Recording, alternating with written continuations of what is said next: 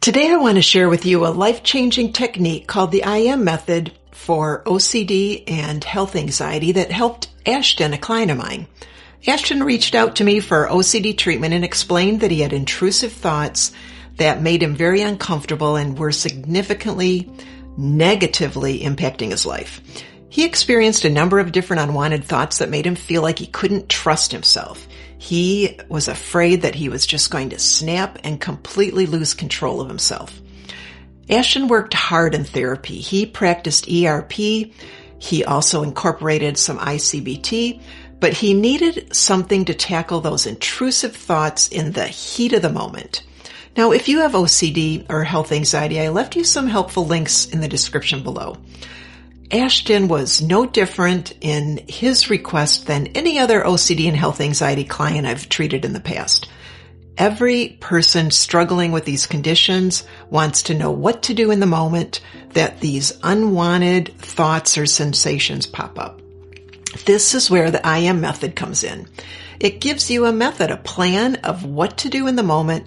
These unwanted, intrusive thoughts, images, body sensations, urges to compulse, or even when rumination begins. This method is not empirically tested. It came from a need of my clients and was developed in clinical practice. But I can tell you that when asked what worked best, what they preferred, at the end of treatment, the IM method, it's always their top choice. I think that some of the best solutions come out of clinical practice when working with clients that are in distress. Now, the rigors of research and testing come years later, decades later. The IM method is an incidental or in-the-moment exposure and response prevention method, but it's also a refocusing technique. And in a way, this is exactly what people do that are in remission from an anxiety or OCD or health anxiety condition. Let me explain the IM method.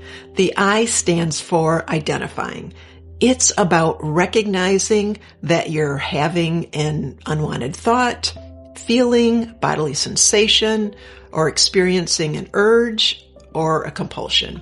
Think of it like shining a flashlight on your thoughts, but you're identifying them. You're shining a light on what's happening in your mind, which can lessen the emotional impact. It might be something like, I'm having an intrusive thought. I'm noticing a body sensation. I'm having an urge to do my compulsion. I'm having the urge to monitor and check myself. Identify what's happening as quickly as possible. This is a cognitive diffusion technique from ACT therapy. Identifying what you're noticing lessens the emotional impact because you're separating it from yourself. It almost happens automatically in people, this identification process. Now, the A in the IM method stands for allow. We're allowing the thought to be there. We're not pushing it away. And it's like, almost like you're hearing a distant radio play in the background. You know that it's there, but you're not focusing on it. Your attitude towards it is very important. If you're trying to resist or fight it or worry about it or check on it or engage with it, your brain is going to think it's critically important for your survival. And this is a surefire way to train your brain to keep bringing your focus to it. This is how thoughts and bodily sensations and urges and even rumination becomes obsessive. Now, instead of this concern, you want to have a soft attitude of allowing whatever's happening to just float there in the back of your mind. Your attitude is one of unconcern. You're just hearing that distant radio play, but you're not focusing. The M stands for the moment. Shift your focus to something else in the moment. Usually whatever you were doing before the intrusive thought or sensation popped up. Now, this is not distraction because you're not trying to not have the thought or sensation or urge. You're not trying to push it away. You're just shifting your focus. So imagine that you're in a dark room with a flashlight, and first you focus the light on one spot, maybe the chair, and then you shift the focus to another spot, maybe the book on the table. You're still aware that the chair is there, but your attention isn't focusing on it. You're focusing on the book on the table. And then you repeat the IM method as often as needed. Now remember, practice makes progress.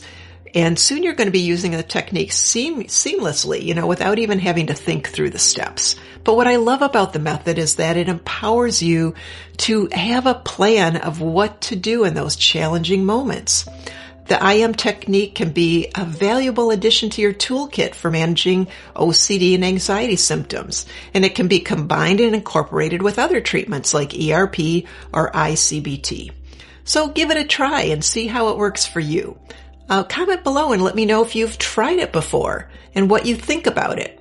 And remember, you're not alone on this journey. I left you a link below for OCD and health anxiety self-quizzes, and there's more resources at paigepradko.com. Until next time, I'll see you in session. Take care. Bye-bye.